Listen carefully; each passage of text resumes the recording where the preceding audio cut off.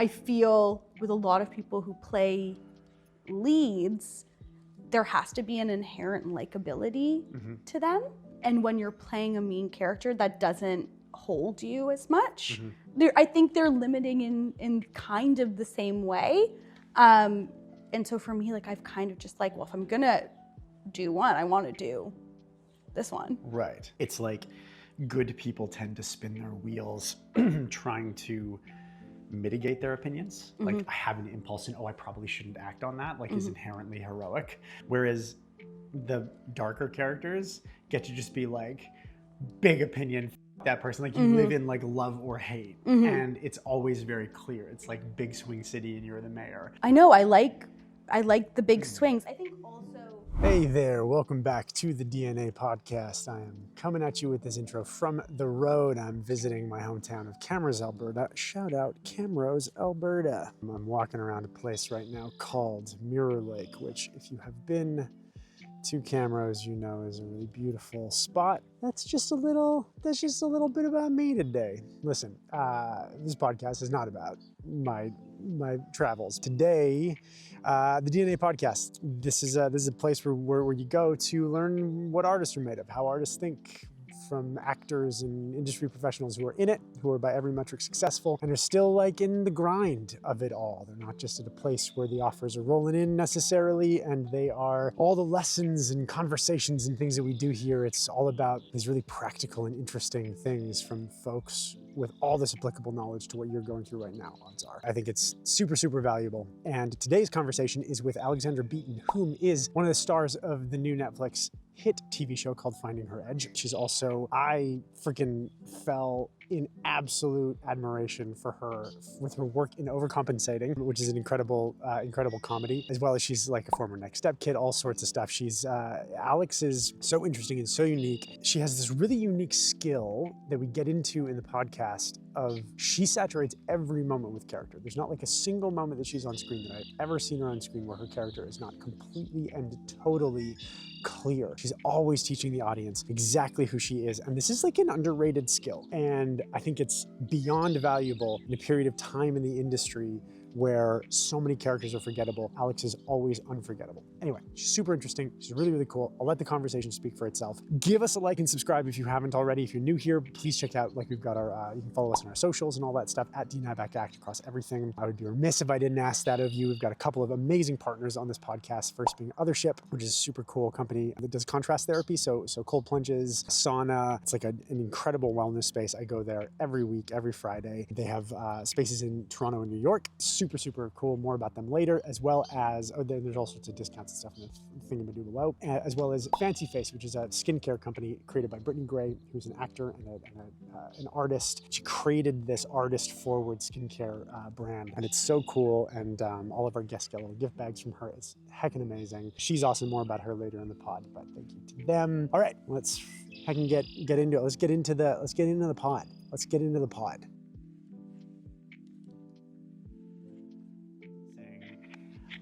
I'm like a big fan of you, and because I ran into you, we ran into you at the Next Step stage show. So fun. And I was like, I gotta go talk to her and tell her how great I think she is in what the fuck is the name of the show? What is it? The one where you're on college campus. Overcompensating. And you have this quality as an actor, which I think is so freaking incredible, which is that it's like every frame that you're in is saturated with character. There's no downtime.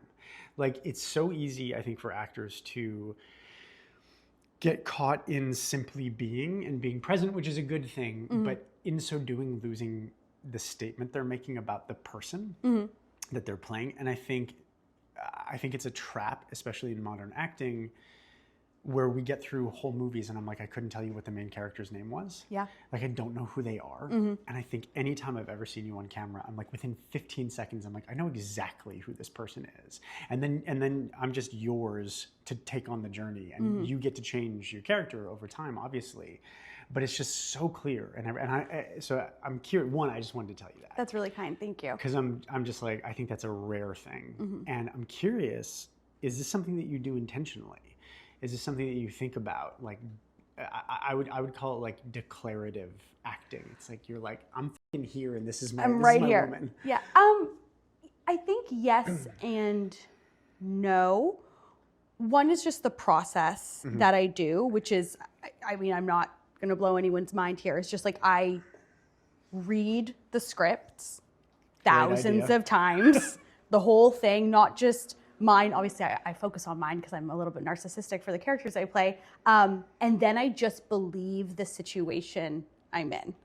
Like that is kind of my whole process from top to bottom. Right.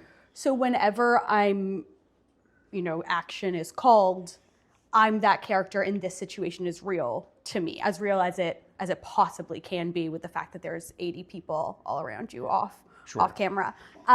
So that is one part of it. And then the other part of it, obviously, that you mentioned before was I really cut my teeth in acting during the next step.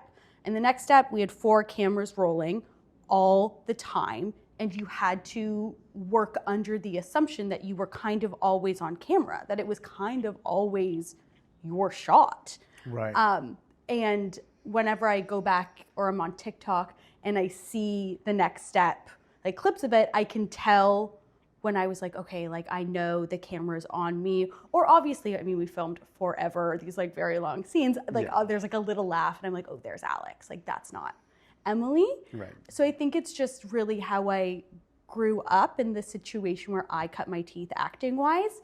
But then also just the process that I have found works best for myself. Cool. Yeah. And how did you, was that a process that you settled into earlier? Or is it a process that you've arrived at through time? Like you mentioned cutting your teeth on the next step, which makes sense.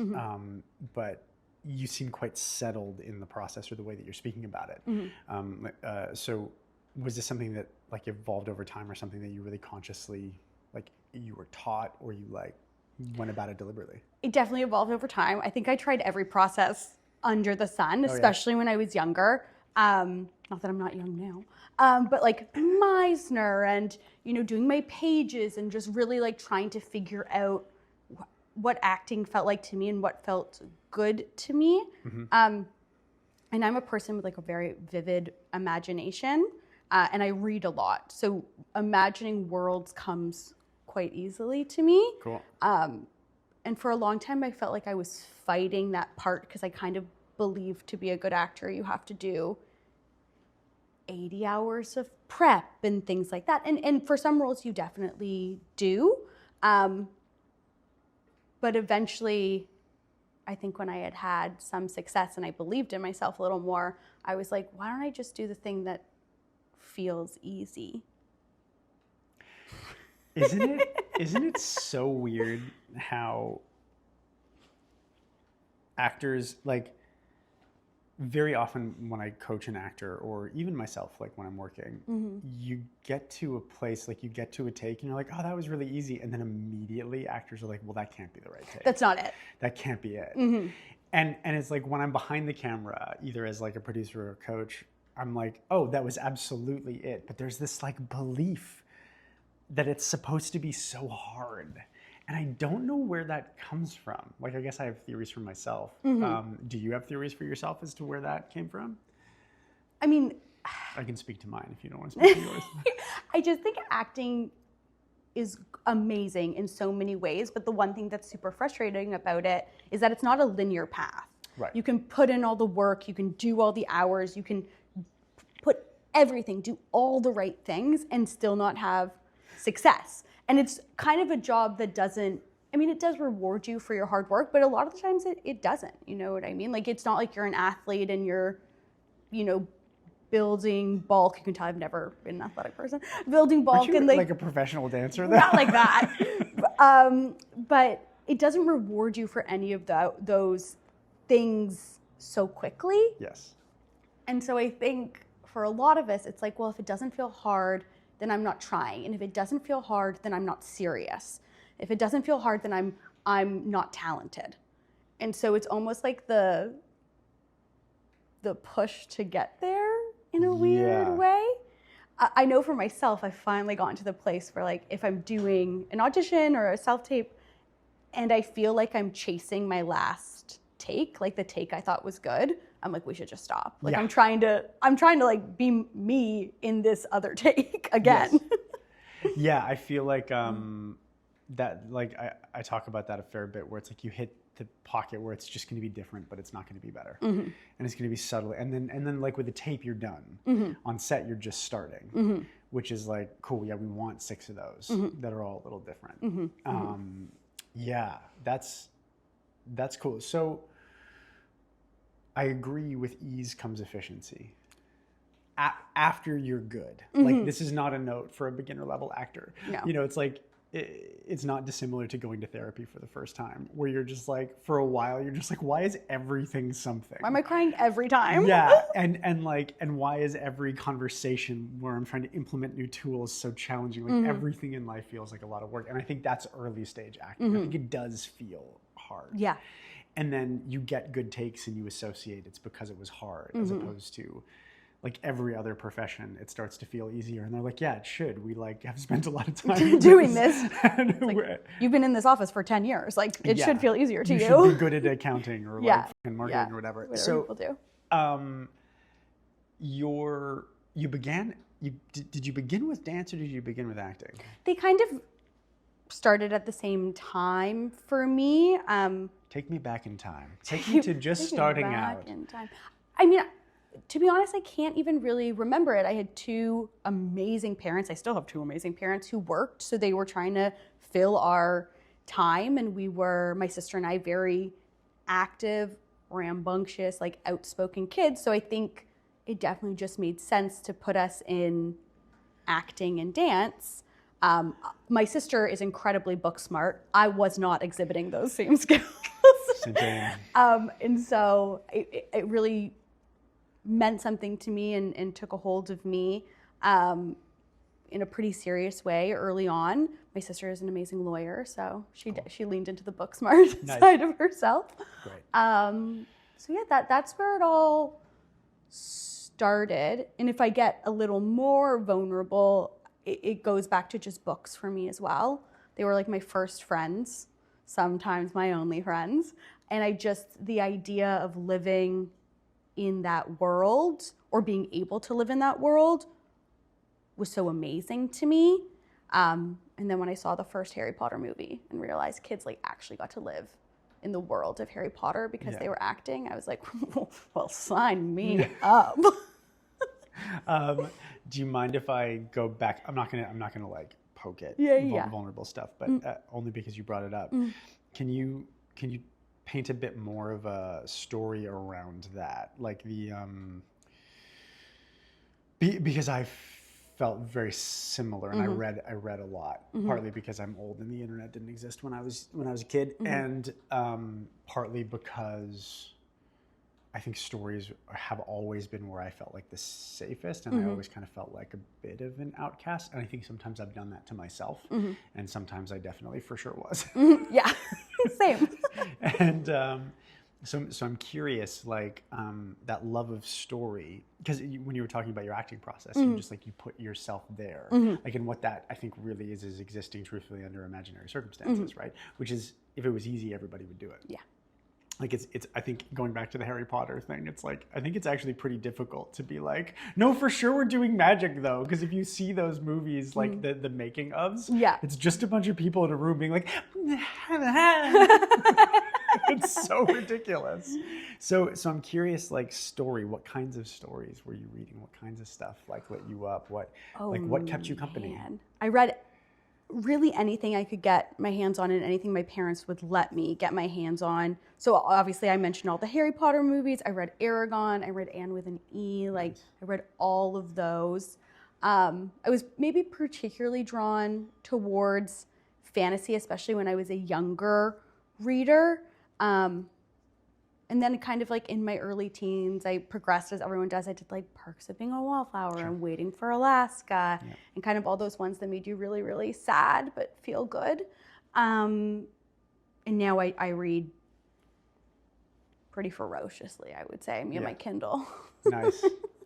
And what are you reading right now? I actually just finished Yesteryear, which was amazing. And and already optioned by Anne Hathaway. I think it came out a week ago. And then I was lucky. I follow Jessica Knoll, who wrote Luckiest Girl Alive, who I was in the adaptation of on Netflix, who's a phenomenal author. I would highly recommend reading all her works, but she posts like the next big things in the industry. So I read Strangers before everyone else was talking about it. So I was like, yeah, I already read it, which is such a good feeling. So good. Yeah. Great to be having. But those are kind of where I'm at right now. Just female led and female written about works is nice. Where do you write? I write in the sense that I write for myself. Say more. Do you mind saying more? No, I think I'm just getting to the place where like the worlds I've created myself that I like when I tuck myself into bed, I like go to and fall asleep and I'm like ready to put down. But I don't know if I'm like ready to share them in any capacity yet. Got it. Yeah. Is there a genre that you? No, there's just like 3 very distinct ones. Like one is a world about a mother and her daughters, and the other one is like an alpha werewolf omega situation. Nice, cool. So it really spans. That's great. So when did you realize, like, if you were really bitten by the acting and the dance bug, did you lean one way or the other at all? Like as you were coming up, did one take more of your time, or was it really like a 50-50 split the whole way? When I was in my like very early teens, it was definitely more dance. I feel because I had more access to that. Like I did the competition, I did everything like that. So you were like I was doing comp it. Kid. Yeah. All right. And then Bree knows that life. Yeah, Bree knows that Bree life. knows it. And then once my first I did a lot of commercials, and then I booked 300 when I was quite young. I think I was maybe like 10 or 11, maybe 12. And that's when really the switch happened where I was like, oh, this is what I want to do. Right. And not just because I was 12 years old, like starting to like boys for the first time, and like I was around every man in a loincloth. Like in their peak. Yeah. My mom also was like, sign me up for this. But and then I went back to middle school and I was like, Fassbender's never looked better. I know, I was like, hey, how's everybody going? But yeah, then I got back to middle school and I was like, you guys really suck. But yeah, so that's kind of when the switch happened for me. It was such an amazing experience. Like everyone on that set was so kind. It was my first real like role, if you will, where I wasn't just like in the back of a car to sell like Hyundai or something. Sure. So yeah, that's like kind of when the switch happened. And I think also when I and my parents were like, oh, like we should put you into classes if you're like really like serious classes if you're interested in it. Cool. So yeah, that's what I did. That's a hell of a booking. Yeah. At 12. Holy. It was fun. And also just to get access to like the view of the machine at that budget level is just like, that must have been mind blowing. It was mind blowing. It still kind of is mind blowing. I just think I remember so much about that. Like they had to tan me, which obviously, you know, at that age, I had never had a fake tan before. Right. And so the smell of it, I remember. You were a comp kid and you never had a fake tan? My parents were not that level of comp. Okay. They were like, I'm no. Like, you should have had like 15 by the time you were 12. And then also on the set, they were, again, so kind. Like everybody walked me through, because I was young, so I could only really film for like 4 hours at a time. So I was there for a week for a very, very small scene. And I was such a like kind of know-it-all kid. So I really wanted to like sit and see like how they made the masks and like how they did everything. And everyone was so kind. I'm sure I was so annoying to the people trying to do their work.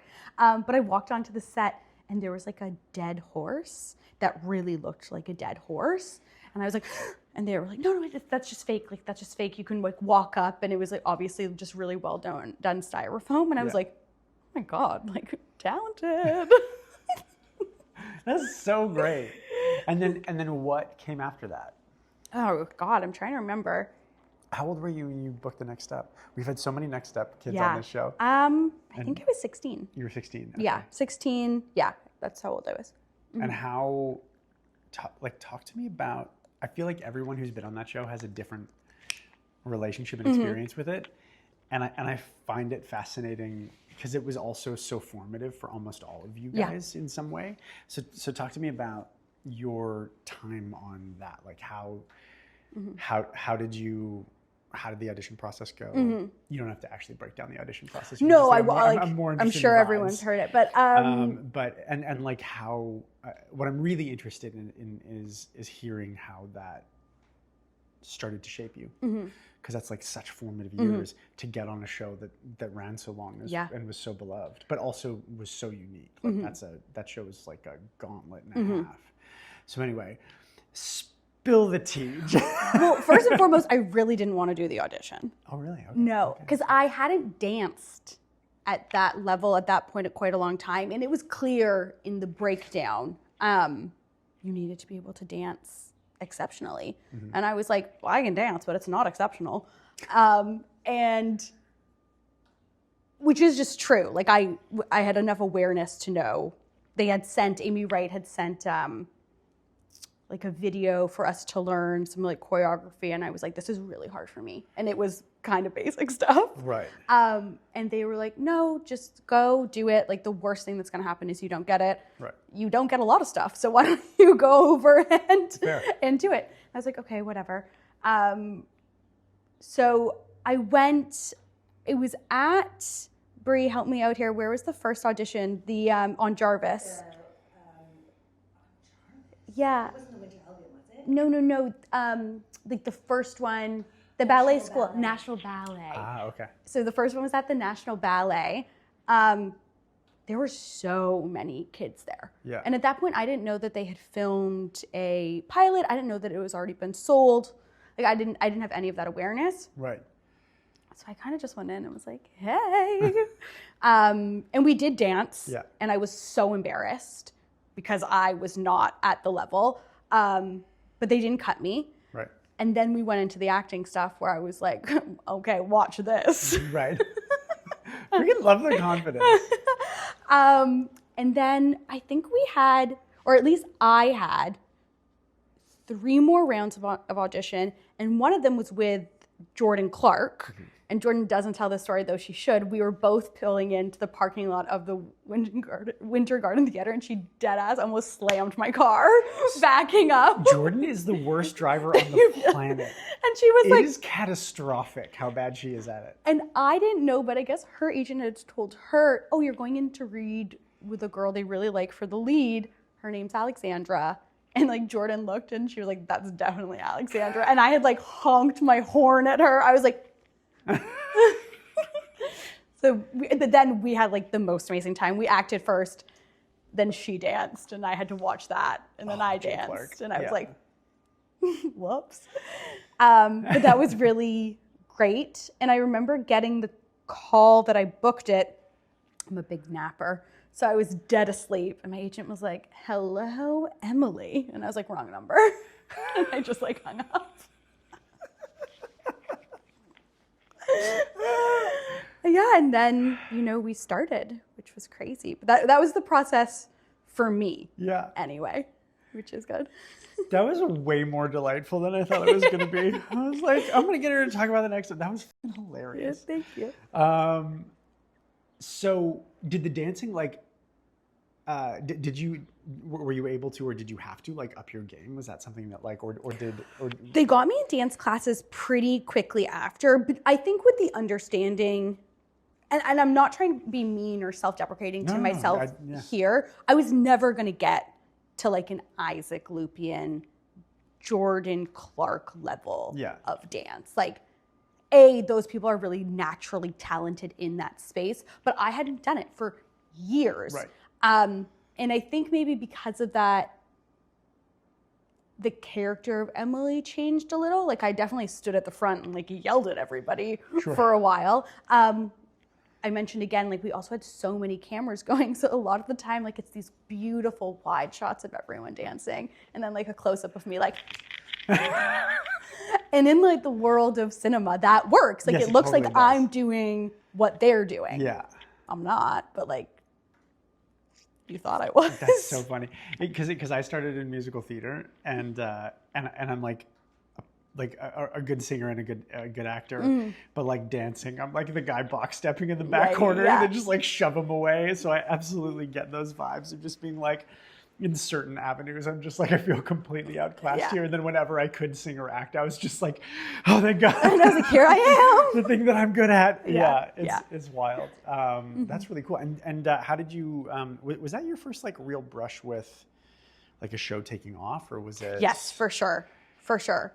I mean, especially in the way it took off. Yeah. I don't know if I ever told this story before, but I was still living at home with my parents because I was at university when the show came out. What were you studying? Do you mind me asking? Pardon? I studied political science. Oh, sick. Okay, cool. A nice degree that hangs on my wall. Come back to that. Cool. But the show would come out. I think we were home for like Easter break or whatever. And we went for a family walk, which just FYI, my family like really doesn't do. I don't know why we did that. And we were walking through my neighborhood, and this group of kids was in a backyard and they were singing like the Next Step theme song. Oh, no way. And we were like, oh my God. And so that was kind of like an indicator that it was going to go somewhere where maybe like we didn't think it would go. And for the record, it did. I mean, the show lasted 10 seasons. It's almost unheard of for children's TV. It's almost unheard of for any TV. Yeah, that's true. Yeah, like 10 I don't know. 6 seasons in a movie is the dream. Yeah. Law & Order's doing really well. Yeah, fair. Yes. Yes, it is. Yeah. And did it go to your head? No, I don't have the type of family that like allows that. Cool. Like, no, it wouldn't. I have like a really great relationship with both my parents. I have a very close relationship with my sister. I have like cousins that are so close. Like, it wouldn't. Yeah, that wasn't the thing that was ever going to happen.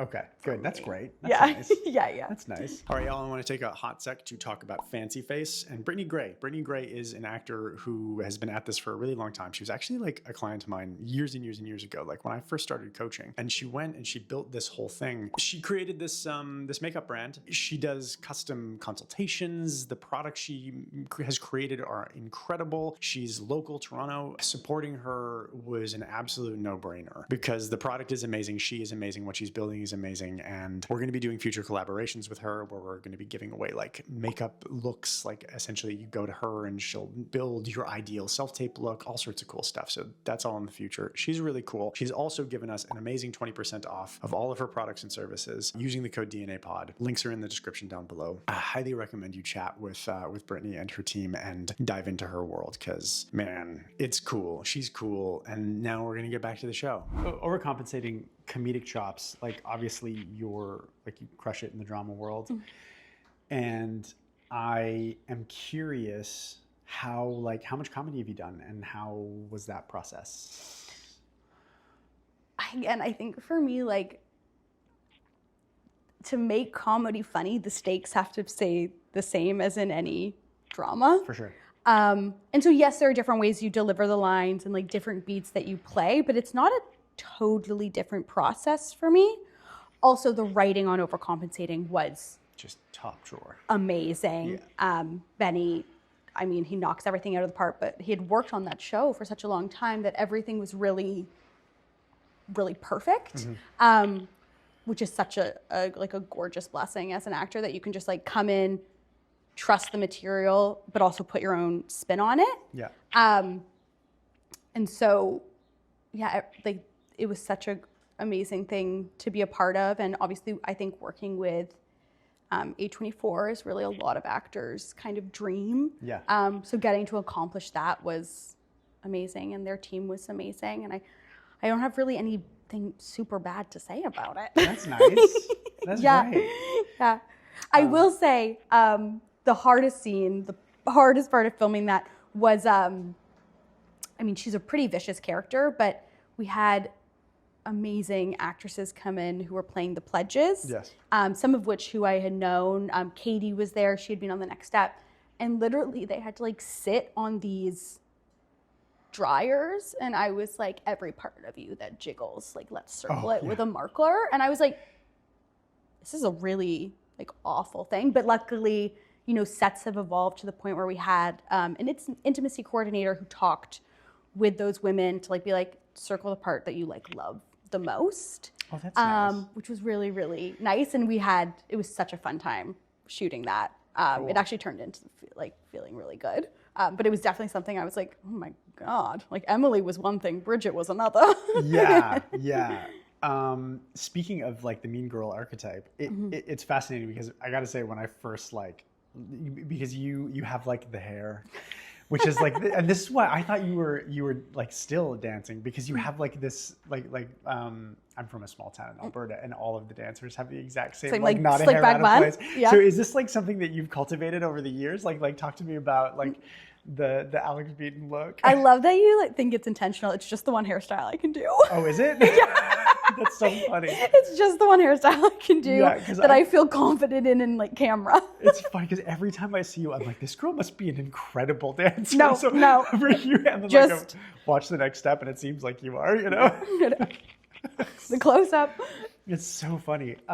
So playing the mean girl archetype, I'm always really like I love chatting with people about it because I think it's really challenging. And I play a lot of put me in an expensive suit and I look like one of Trump's children. So like I'm always playing the guy who's like, it'd be better if you were less poor. Yeah. And I love it, but it's also limiting. Yeah. Meaning it's like a narrow lane to find creativity in. Of course. So I'm curious, how do you navigate it? Like what lights you up about it? What challenges do you find in it? I think I've kind of always liked playing what's the word I'm looking for? If the main character is the protagonist, antagonist. Yeah, thank you. I've always liked playing the antagonist. Yeah. It goes back to like watching reruns of Dallas with my dad. We like loved JR. Nice. And in the ideal world, which is something I'm actually experiencing now, your mean character gets a second season. Yeah. And so you get to grow and change, but it does give you something to like cling on to in a way. It's like, I feel with a lot of people who play leads, there has to be an inherent likability to them. And when you're playing a mean character, that doesn't hold you as much. Now I'm wondering if I'm just particularly not likable because I know I mostly play mean. I'm kidding. I'm kidding. You seem pretty likable. But it just doesn't hold you as much. It might be me actually. It's just the hairstyle. It doesn't. I think they're limiting in kind of the same way. And so for me, like I've kind of just like, well, if I'm gonna do one, I want to do this one. Right. Yeah. This makes sense. I always love. I feel like, in so many ways, the difference between good people and bad people. And I mean, this is all under the caveat of like hurt people, and everybody's trying their best. And like, there are periods of my life where I've been a bad person, and periods of my life, whatever. But it's like, good people tend to spin their wheels trying to mitigate their opinions. Like I have an impulse and I probably shouldn't act on that, like is inherently heroic. Like I would like to drown this person in a puddle who cut me off, but instead I will be virtuous. Whereas the darker characters get to just be like, big opinion, that person, like you live in like love or hate, and it's always very clear. It's like big swing city and you're the mayor. Whereas I feel like when you're in protagonist energy, in so many ways it's like you are the anchor for all of these other big opinions to swirl around. And there's almost a greater sense of neutrality to it. And I really love being able to get into a trench and start shooting. I know, I like the big swings. I think also one of the things I'm acutely aware of is I'm a woman, so the characters I play are quote unquote bad women. Sure. And that has a specific thing to it where a lot of the times I'll be reading the script and I'm like, man, if I was a man, this would play really differently. Sure. Yeah. I don't think there would be like a negative attribute as heavily as it is because it's a girl doing it. Makes sense. Yeah. Yeah. Because you're fighting an archetype or sorry, an expectation of behavior. Yeah. Yeah. Yeah. Which is very interesting. Cool. And how do you navigate that? Is that something that you just like kind of like notice and you move on from, or does it? It depends on what the bad action I'm doing is. I am currently on a show called Finding Her Edge. I play a character named Elise, and she's bad in a myriad of ways. Right. Some of them, well, to me, they're all valid because I have to make them valid. Yeah. But some of them are, she's bad in terms of her family and her sisters, and that is bad. And then the other half of it is... Do you mind if I ask quickly how so? Just for context. Oh, for sure. folks. She's awful to her sisters. Okay. She like really doesn't pay them any heed, and she doesn't necessarily care about their feelings, especially her middle sister, Adriana. And, you know, she has a weird relationship with her dad that she's like not willing to really look at until later in the seasons. Right. So those are bad. Like those are bad traits that bad people have. Sure. The other half of her is she is wildly ambitious. And she doesn't center her relationship or men in a very like typical way. She, you know, cheats on her boyfriend. She does something bad with her sister's like love interest. The season's out. The season's on out. Netflix. Yeah, Y'all yeah. can go The season's watch out. You can go watch it if you want. Season 2. But Is season 2? it was announced we start Yes. shooting at some point this year. Oh my gosh. And so those parts, you know, if she was a guy, in fact, you can say for sure, because there are male characters who are doing the same thing, and it isn't looked at so negatively. Generally, I think when dudes mess around with their girlfriends on TV shows, they're like, "That's bad," but not like if it's not necessarily adultery, it's like philandering. I think dudes get way more grace in that world for sure.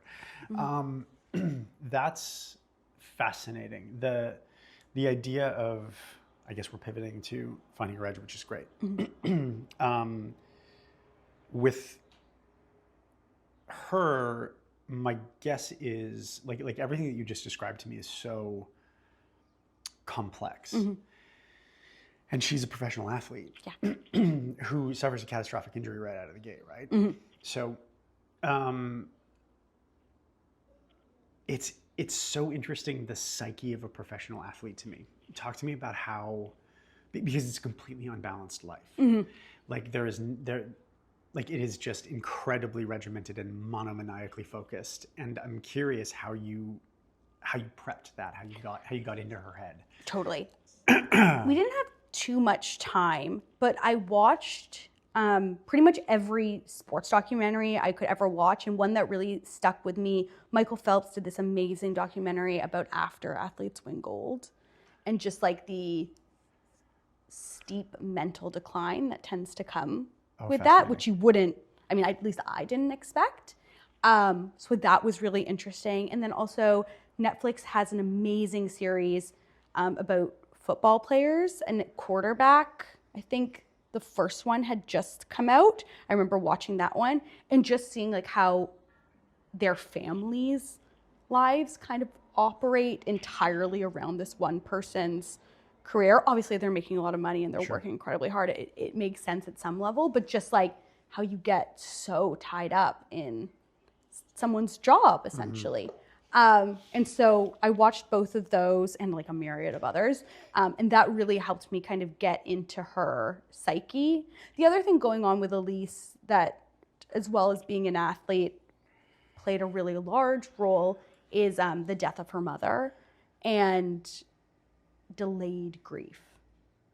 Do you mind saying more about that? So she, because she had this one goal in mind that she was like skating towards as fast as you could possibly do with little regard for anything else, she really hadn't stopped to process this loss.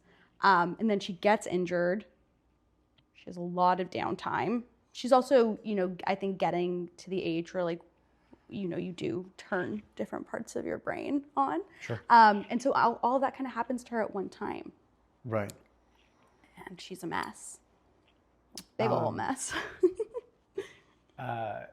The concept of like delayed grief, how did that manifest for you in the performance? I mean, because that's a really fascinating. I don't know if it was true of grief, but we've been talking a lot about like the difference between female characters and male characters. And so when we're talking about like masculine, feminine, it's a very masculine thing. Like the masculine coping mechanisms across time, and just for the internet, so as not to throw a hand grenade into the world minefield, I'm talking about like energy here. I'm not talking about like gender. Like all of the coping mechanisms that I had, you know, growing up prior to going to therapy at 34 were like kind of built around the idea that I would die at 24 in a war. It's just like, keep at it. And then you'll get cleaved. You'll get cleaved real good. And you'll be like, it was good to die for my king. And then like, you're fucking gone, you know? Yeah. And like all of the like, oh, my parents abandoned me, or like, as if it's old timey, you know, like dad drank the wrong water and himself to death when I was like, you know, and all the hurt and all the pain and all of the grief and all of that, the bill never comes due. Yeah. And I think athletics, like what you're describing there, is also like a very, like, you just pursue the thing to the exclusion of everything else. And your feelings, like what happened to me was that my feelings, the consideration of my feelings, like I had to literally learn to even think about that as a concept at 34. And so I'm curious, like you've seemed to be pretty ambitious and pretty, like, I don't know your life, but you've accomplished a lot and you're young. So I'm curious. Yeah, you're welcome. Thanks. Yeah, you're crushing it.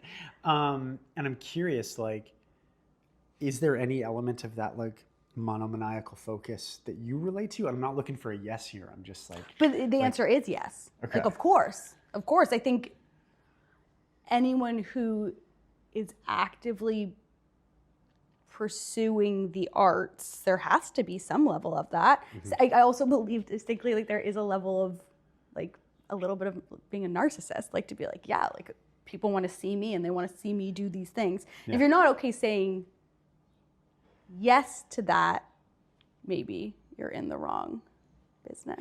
I get such a kick out of people who, like, actors get a bad rap on social media, partly because celebrity and social media, I don't think like it's a delicate dance. Yeah. Like you only want to give so much access to yourself because everybody's a doof. But not everybody's selling the image of eliteness. But this idea of, oh, these actors are all narcissistic, and it being like this really negative thing. And it's like, first of all, the Academy Awards have been around for a long time. Like a bunch of beautiful, insanely talented and rich people giving each other awards. Like, yeah, like this isn't a surprise, right? Yeah. And also, it's like, the else would we be? Like, it's serial like, killers. But this is the thing. It's like there's all these negative traits, but they're evolutionarily relevant. Like even like sociopaths, there was a time when we were like tribes and everyone's like, oh God, this clan is going to come and destroy us. Like there's one guy in the back who's just like, I could just go kill them all in their sleep. And they're just like, oh, up, but sure, go nuts. Yeah, and he's just like Kevin. Happier than a pig and to go, Kevin's all up, but like useful in a minor way. But it's like, I find it fascinating, this like idea that like, well, of course there's an element of narcissism. Like it's not a negative, it's useful. Just like being a scientist is super useful to work at NASA. Like you don't want it to be driving the bus every day of your life in all the moments, but when you're on set, it's so valuable. And when you're auditioning and experiencing rejection. I think especially when you're auditioning and experience rejection, if you get told no 50 times, you have to be like, okay, well, that's your opinion. Yes. It's so true. Have you always had that? No. I also went to therapy, and there's roles or auditions I did, roles I didn't book that I still think about. That I'm like, oh, come on. Do you have any that you'd be willing to share? Like you don't have to, because I'm just rage baiting now. No, there are like 3 or 4, and the actresses who booked them did amazing, and I'm not sitting here thinking like just the radiators. Oh, hello, radiators. We just have to deal with it until the summer comes. I thought it was somebody outside the window like cleaning. Oh, yeah. I was like, oh, hello. They did an amazing job, and I'm not sitting here saying like I could have done that better. It's just, I for sure think I could have done it better. Sometimes I watch stuff and I'm just, I would have been better at that. Like I understand why I didn't get it, but still. Yeah. So, I mean, it's actually funny. Overcompensating. I auditioned for 4 or 5 roles in that. I've heard this story about you, and I don't know who told it to me. Oh, it might have been Brie. It was Brie. It was Brie. Yeah. Well, I mean, can you tell this story? Like, Yeah. Okay, I don't think it's, or at least I hope I won't get in trouble. Sorry.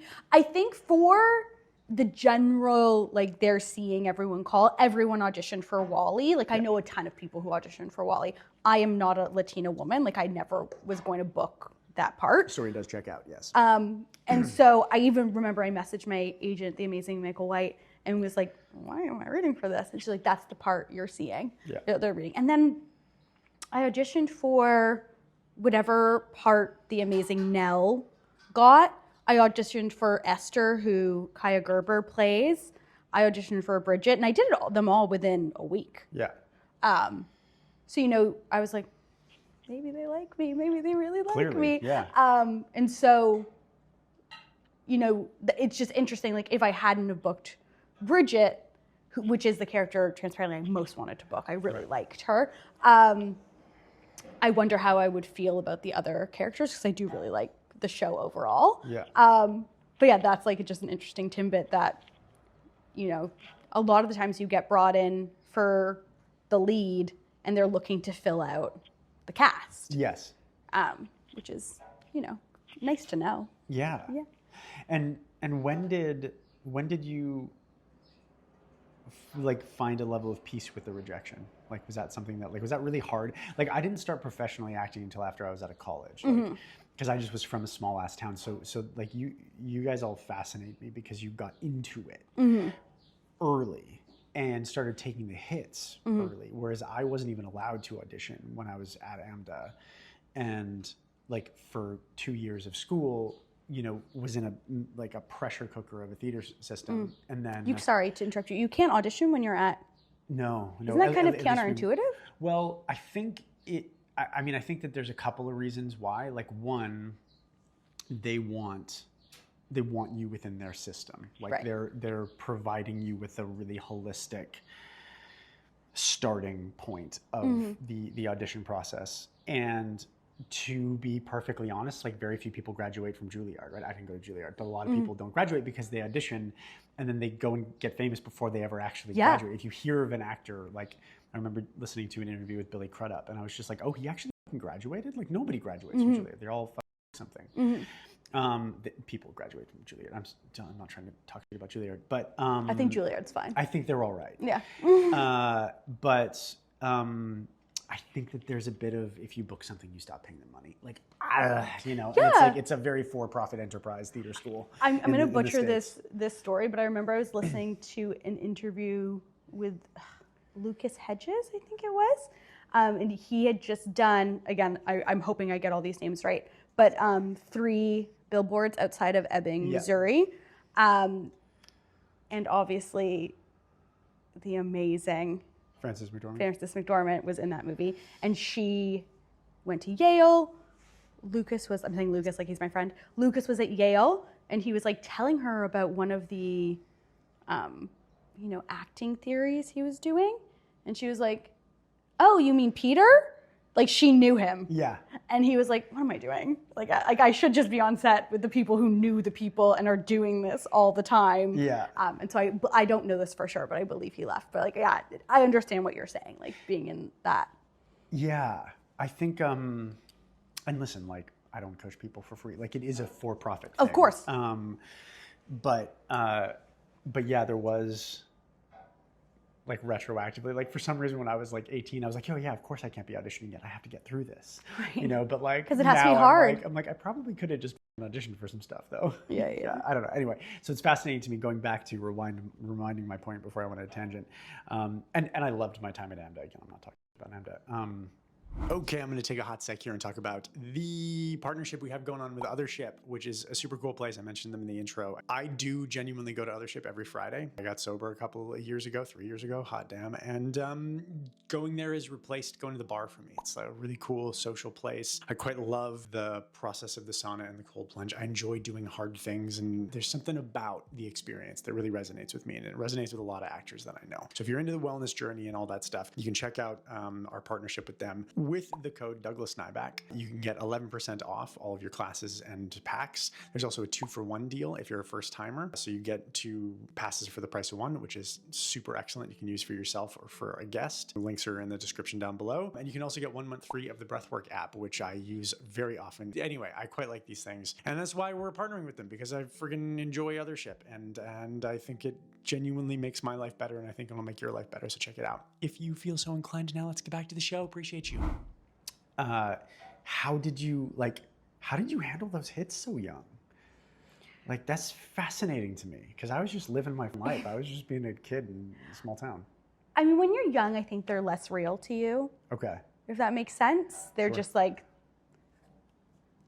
a thing you're putting on tape, especially because there was a time when I didn't book anything for a while. Right. So it kind of just felt like I was going to these auditions when you used to go to auditions in person. Yeah. And sending these tapes out into the ether, they didn't start to feel real to me. And then I'm lucky to be in a situation where I have booked things pretty consistently. And now I'm like, oh, wait, people are watching these? And I have a great relationship with my agent, and so he'll tell me like, hey, like this went to producers, or they like this, or you're in the mix here. I'm sure he hates doing that, because then I follow up with him for I'm like, hey, just checking in. But it's nice that he does. Yeah. Shout out to Michael White. Michael White. Like, he's so freaking great. My king. Yeah. Fix this. That's cool. It's cool. And so then it starts to feel a bit more real and a bit more like a possibility, and you get a little more attached to the things that you really like or love. Especially, I find when you get to the level or you get the opportunity to read the script. Yeah. And if the script is good, and you're just like, please. Yes. Please, sir. Yeah. Yeah. So basically, like when you were younger, you just didn't think about it that much. Didn't think about it that much. Yeah. And now do you just like delude yourself, or what do you? For like 2 days, yeah. I like walk around and go, imagine if I booked it, and I would do this, and I could do this, and it'd be so amazing to be on set. And then you have to let it go. Yes. You have to let it go. Yeah. Which is way harder with certain things than others. Of course. Yeah. But there is something about, like, there's the flip side of the coin, which is the rejection side of things, which is like loving something so intensely and then just like having to let it go, and having to do that more times in a week than most people will do in their entire fucking lives. And then there's the other side of it, which is just like this thing, which we're not going to name. You were like, well, I'm not going to get it. But what's wild is there's always a not 0% chance that your entire fucking life changes in a second. And that's like not true of a lot of gigs. Like that's not true of a lot of, by gigs I mean like professions, right? Like you sacrifice stability for the lottery ticket hit, that is ours. And I find that still, even after years and years of doing this, it's still pretty addictive. Oh, of course. Like, the audition pops into your inbox and like your whole world changes for 24 hours. Yeah. I like it. I like it too. I mean, if you didn't like it, you got to get out. But I know people who hate auditioning but love being on set so much that it's like auditioning is a gauntlet that they endure because they have to. Of course. I'm just so fucking lucky that I like auditioning. But I was also taught to cultivate a love of auditioning, because you're gonna audition way more than you're gonna book. If you're lucky enough to get to the stage of your career where it's just offers. There's gonna be a graveyard. There's gonna be a civilization of graveyards behind you of all the shit that you didn't get that got you there. 100%. Yeah, so like love the process of auditioning.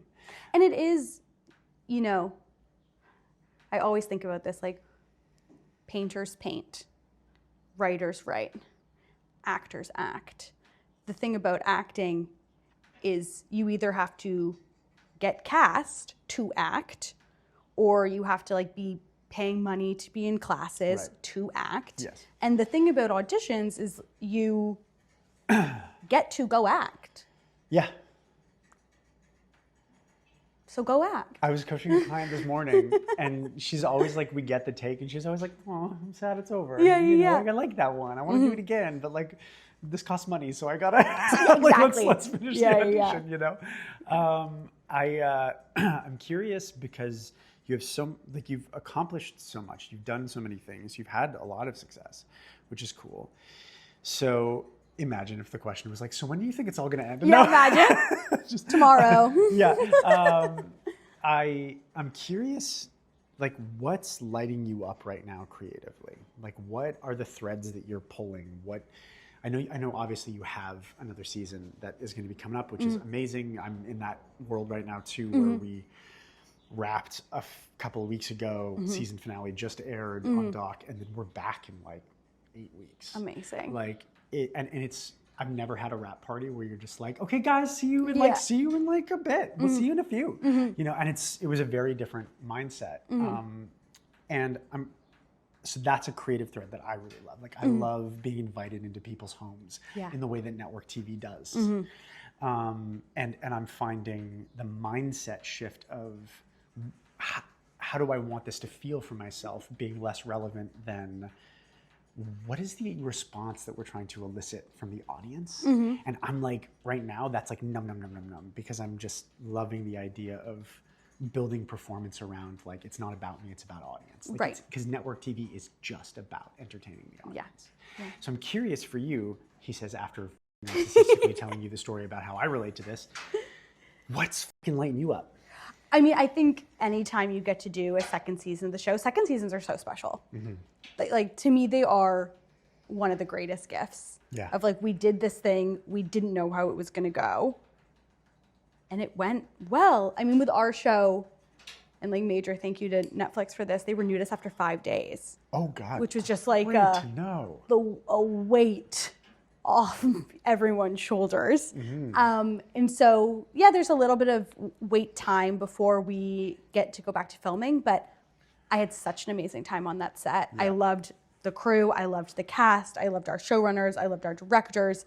The idea that I get to go do it all again with some more familiarity. Yeah. I'm so excited about. I also trust our writers implicitly, so I'm so excited to see where they take all the characters. Right. So that like really, really lights me up. The other thing I always try and do when I'm, not on set and I'm not working is I do try and live life. And what is that like? Tell me a story. In between like all the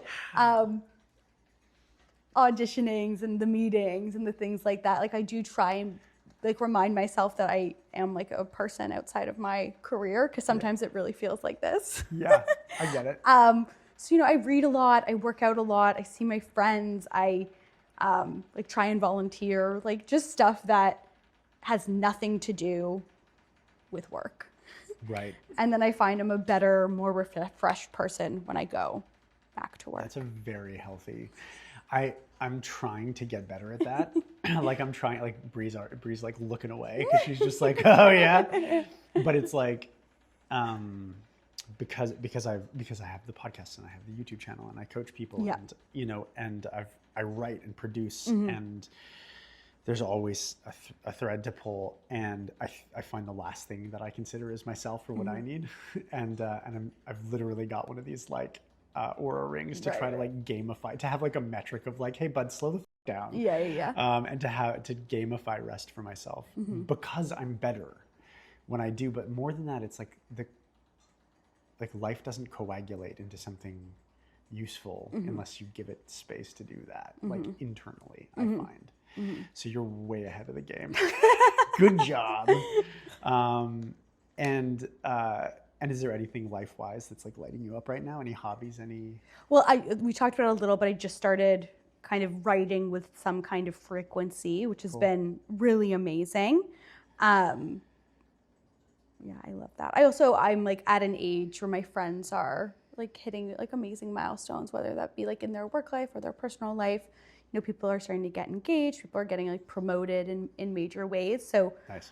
I think I'm always acutely aware of like, for my friends and my family, like when they celebrate me, it's so easy. It's like, oh, this show's coming out. Like it's a thing people celebrate everywhere. It's very public. Yeah, I try and bring that same energy to like my friends' achievements and accomplishments and things like that, and be like as aware of what's going on with them. Like I'm basically just saying like I'm a really good friend.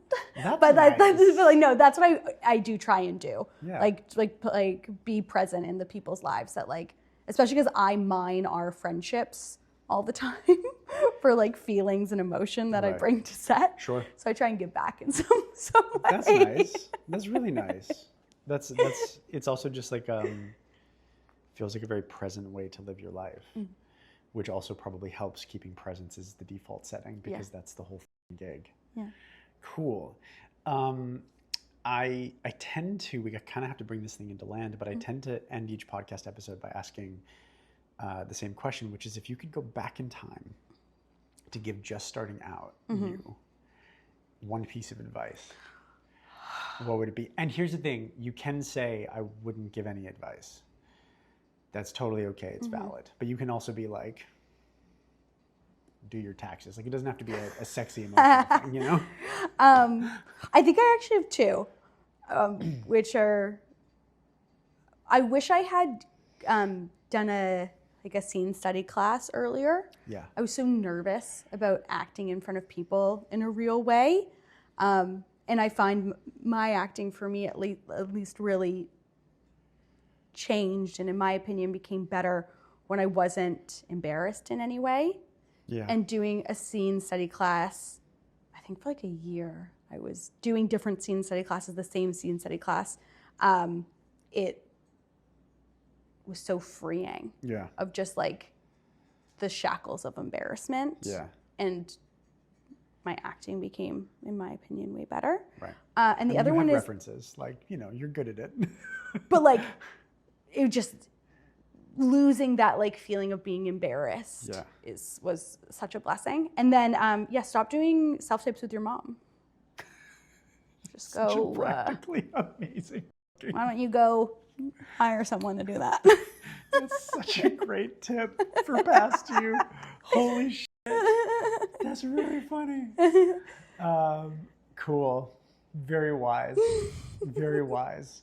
I'm a really big fan of you, and I think you're a really cool person, and I was thrilled that you were willing to come on. I was so excited when you asked me. Oh, that's nice. And I'm always like, and again, I'll say this, like Bree will attest to this. Like, I really do admire the way that you approach your work, and I think that it makes you very unique. And I don't think that there's anybody like you out there. I'm gonna cry. Which is, but it's because I think that like it feels like you are consciously creating yourself, and I think that that's like a leading quality, and it's really cool. So I'm thrilled with whatever is going to happen next in your career, and I'm so psyched that you guys get another season and you get to flesh this out, and see where it all goes. And yeah, thank you so much. Thank you so much. This is so fun. What a freaking delight. What a delight. And I get gifts. Yeah, you get free stuff from Fancy Face. That's nice. Look at it. Cool. Guys, amazing. I think we got it. Yeah? Nice. Woo! All right, here you are at the end of the podcast. Thank you for being here. I'm such a big fan of this episode. Big fan of Alex. So grateful that we got her. I'm grateful for you for being here. This podcast is growing. And I'm so psyched about how it's growing. We're reaching more people. It's really cool. So if you haven't already, do please like, subscribe wherever you find this. If you're on Spotify or Apple, click the little like 3-button-y thing in the corner and give us a 5-star rating. That weirdly makes a big difference for us. Somebody's going by on a bicycle. Weirdly makes a big difference for us. Listen, if this is the only time I ever see you, thanks for being here. Thanks for listening to the episode. It means a lot. There's a world of content out there, and you chose to spend a little bit of your time with us, and I don't take that lightly. So thank you. So wherever this podcast finds you, have a great rest of your day. Have a wonderful near future. And we'll see you on the next one. We got some really exciting guests coming up, and I can't wait for you to dive in with them. Next up, we got Bianca Melchior, I hope I'm saying that right, Bianca, who's one of the stars of, she's on Wicked, The Way Home, just like really, really, really cool person. So if you're not subscribed, do subscribe to us because there's cool stuff coming. Okay, listen, go live your lives. Have a great near future.